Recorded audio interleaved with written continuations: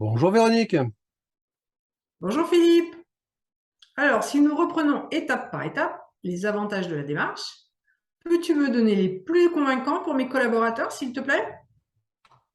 Oui, la première étape, rappelons-nous qu'un ERP, c'est un outil informatique pour un projet organisationnel qui va permettre d'automatiser nos processus.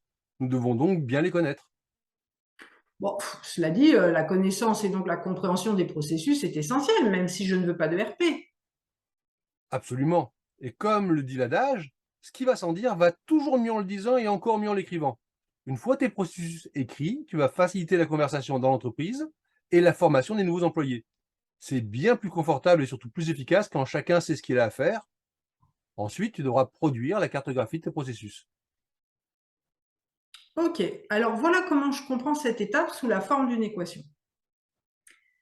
La cartographie des processus, c'est décortiquer les processus, plus les mettre sur le papier, en discuter tous ensemble, les optimiser pour obtenir plus de maturité d'entreprise, donc plus de connaissances dans notre service et de capacité à répondre aux clients, donc plus de croissance. Ah, je pourrais pas mieux dire. En plus, tu as maintenant un document à envoyer aux différents vendeurs de RP. En gros, ça te permet de leur dire, voici mes processus, êtes-vous capable de les intégrer dans votre outil?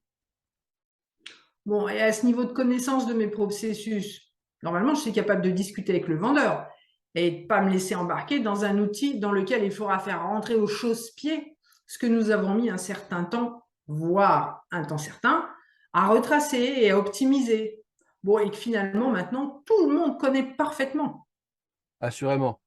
En quelque sorte, maintenant, tu as équilibré les forces. C'est là que ça devient intéressant.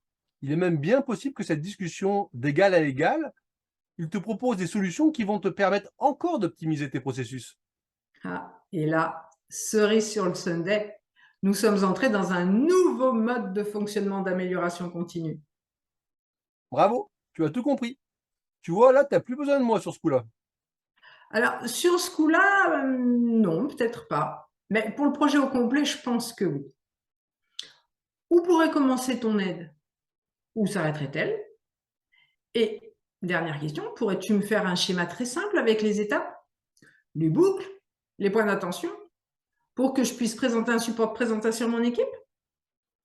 La meilleure manière de voir mon aide, c'est de me considérer comme un coach qui ne sera présent que quand tu en auras besoin. Tu restes autonome.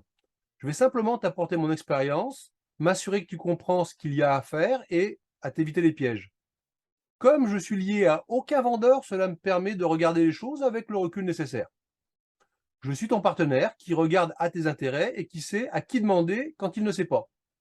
Quant au document, je vais te proposer la même chose qu'à tous ceux qui vont regarder cette vidéo. Envoie-moi un courriel et je vais te retourner un schéma qui résume ce que l'on s'est dit. Bon, j'ai encore une dernière question. Quel est le meilleur moment pour commencer?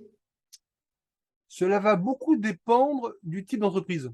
Ce que l'on peut dire, c'est que ce sera pendant les moments les plus calmes de l'année. Donc en général, ce sera l'été. Bien entendu, s'il s'agit d'un camping, ce sera probablement l'hiver. Merci Philippe.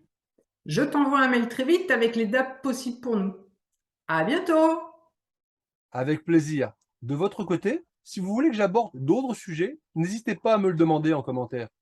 Bonne journée.